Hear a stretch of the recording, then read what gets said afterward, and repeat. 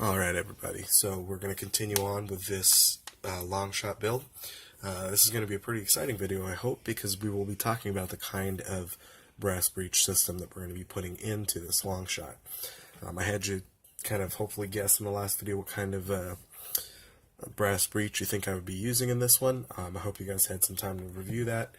I know it's kind of remedial information, but I'm trying to do this start to finish. So this next step here is actually going through and doing the brass breech for this. Now, there's your typical angel breech, or any modifications thereof, either using the 19/32 and using a 9/16 barrel or a 17/32 barrel and what have you. So there's a couple of versions of it using stock length darts or using Stefan length darts. What we're going to be going over today is not one of my creations.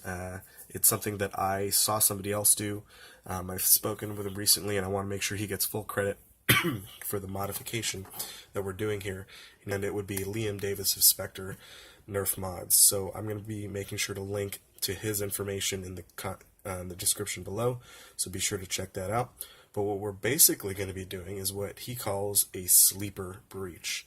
So in essence, in comparison to like an angel breech where we're pretty much cutting most of this off, keeping the stub, and you can definitely see the exposed brass, what we're going to be doing in the sleeper breech is it's going to look like this when it's closed. You can't tell that it's actually brassed, but when you open it up, you'll be able to see that there's brass inside, and we're going to be using two pieces of brass. We're going to be using 9/16 brass, which I believe I have just enough for this, and 17/32 brass right here. In case you were wondering, here's some more information about where I get my brass from. This is the 9/16. Hopefully you can see that. There you go. And then these 17/32 brass. So that's what I'm using. The brass here telescopes into each other, so it creates a nice good fit and air seal. Now I've already done some of the prep work for excuse me, for this modification, in that it takes quite a bit of time to drill out the centerpiece here so that it fits 9/16 brass. Now in the previous video I kind of showed you how this already fits 9/16 brass, where we basically just drilled this out, and so now it fits 9/16 brass. And I'll take a stub out here for you. And so it fits 9/16 brass just fine. However, this does not.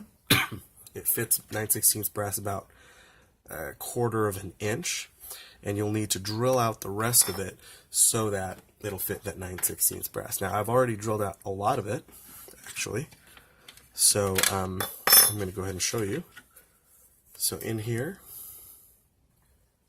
you'll be able to see, hopefully, hold on, let me get my light on. You'll be able to see in here that I've already started doing some of the work. Where's my camera? There it is. Of drilling it out. Here's the piece that's coming out from the inside that I'm pushing through, and this will come out pretty soon, as soon as I'm done drilling right through this. But basically this will now, once it's got a little bit more cleanup, be able to fit 9/16 brass very snugly, very tightly in here, and it'll go all the way through it. I'm going to be using this much brass, so yeah, I think I'll have just about enough brass to use here. just barely. It's cutting it close. If that doesn't work, I do still have other 9/16 that I haven't used yet, so I'll grab that if necessary. Anyway, we need to go slow and kind of pull out when it starts getting hot, let it cool off, clean up a little bit, go in slow again, and do that several times. Now I've already done this quite a bit, and you can see the melted plastic starting to come throughout the front here. I'm going to finish this off for you guys here on camera, and then we will clean out the inside and start fitting in our brass for this next piece here.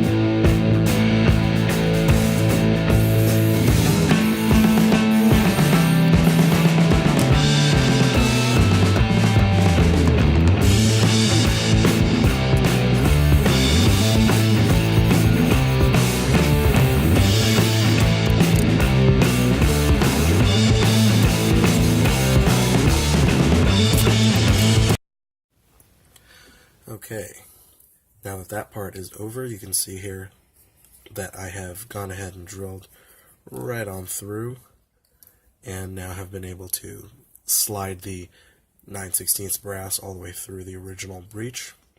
There's a little bit more work that needs to be done in this front area here to kind of scrape it down so that there's not much of a gap like this there. It's a little bit more flat on top. So I've got to take a little bit of material off of here. But yes, this is about it. And this will fit right in through here. Probably be best if I take this off. And then this will fit just over here. There you go. We have just barely enough to make it work here. So yeah, this is just about the right length of 9/16. Okay. So that means that the next thing that we would need to do here is to kind of mark this out. So let's get this flush. There we go. So now this is flush to the end here, and it is nice and seated. And what we're going to go ahead and do is we're going to mark where we're going to cut, and that's what we are going to be dremeling out here. And then once that's done, then we can kind of clean things up a little bit and then glue things back on.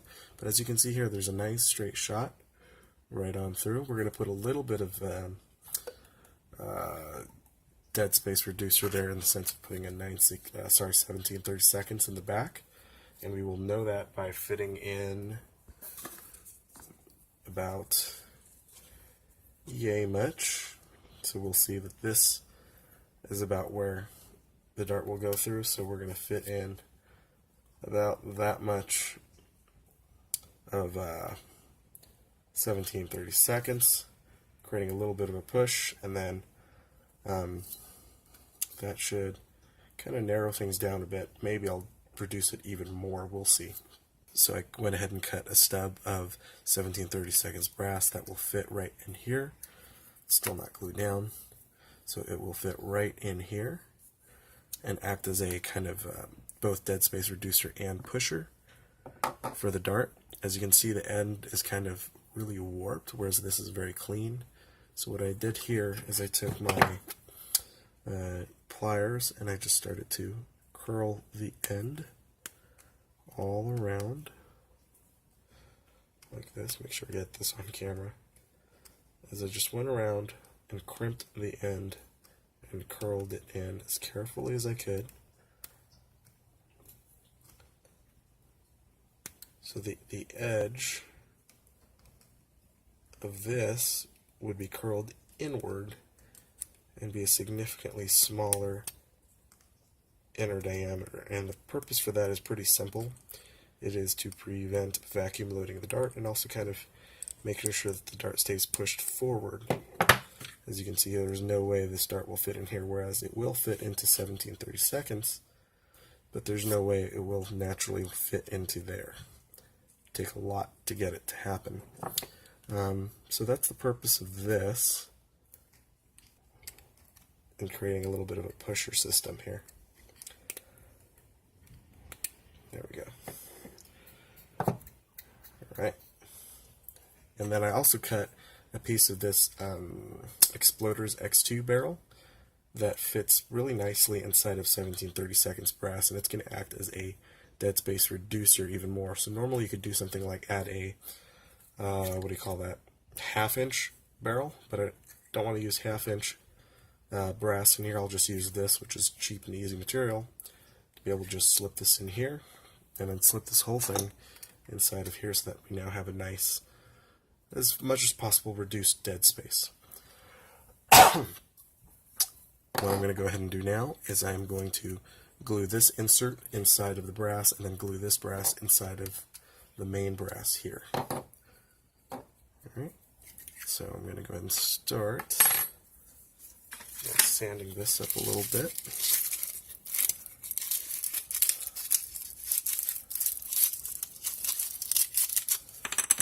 Okay, and then sanding the outside of this as well.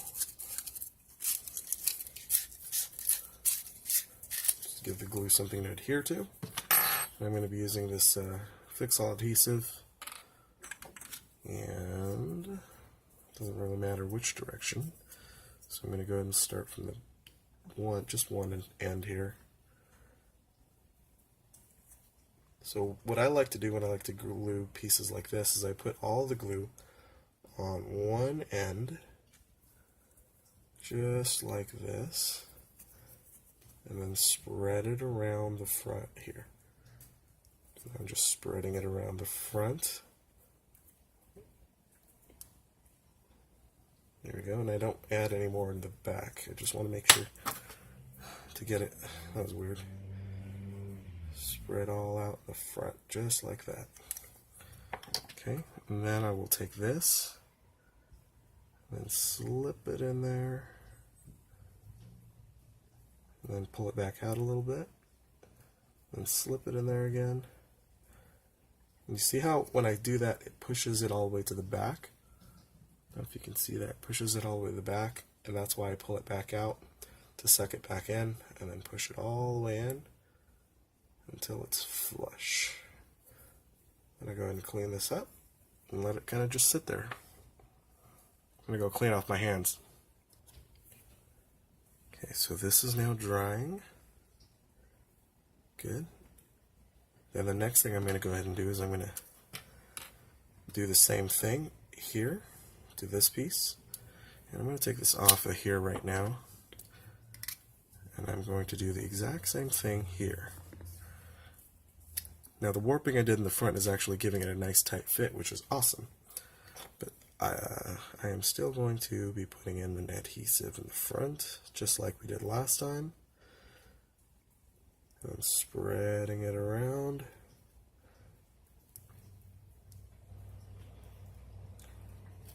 There we go.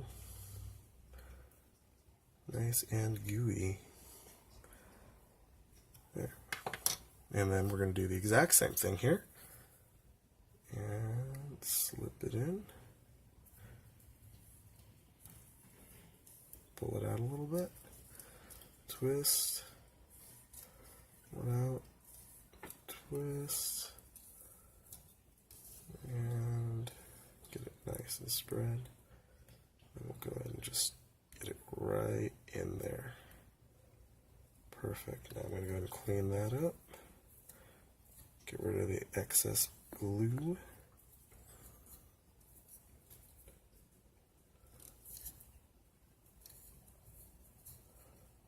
There we go. Nice. Now I'm going to go clean off my hands and we'll put that back together. Okay. So, this is now nice, and as you can see here, dead space is reduced as much as possible. This dart will fit in about the A-far, which will give it a nice good seal.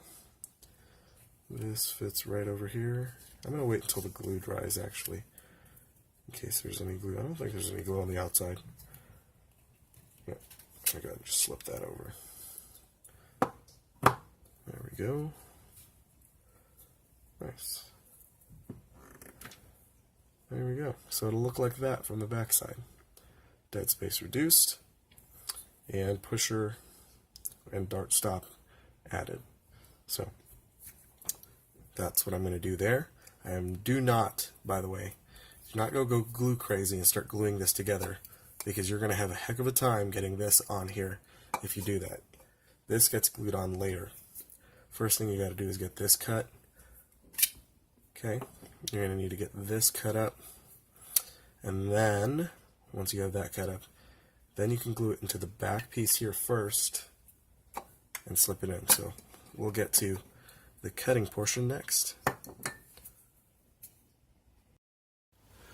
Okay, so now we're going to go ahead and cut the brass to form our sleeper breech. We're going to go ahead and cut along here. I'm going to be using a rotary tool, and the utilities that I'm going to be using is obviously a cutting wheel. I'm going to be using a sanding drum, as well as a grinding bit to kind of clean things up at the end, but the first thing we're going to use is the sanding wheel. It's going to fit in right there and lock into place. Now the other thing that you're going to need is safety glasses or a face mask and possibly a glove for this if you want to, just to make sure you're not going to end up cutting yourself. So I'm going to go ahead and put on my safety gear, and then we're going to get to cutting.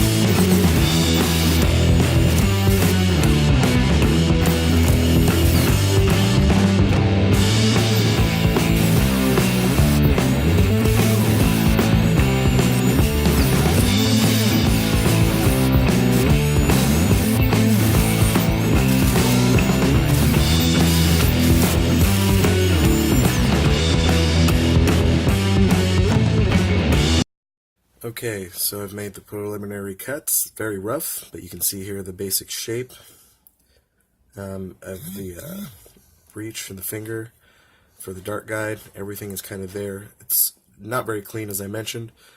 Let's see if you can see that better. There we go. But that'll be the next step. So this was just getting the basic shape cut out. Now we're going to go ahead and clean this up a little bit and start shaping it to the form of the breech.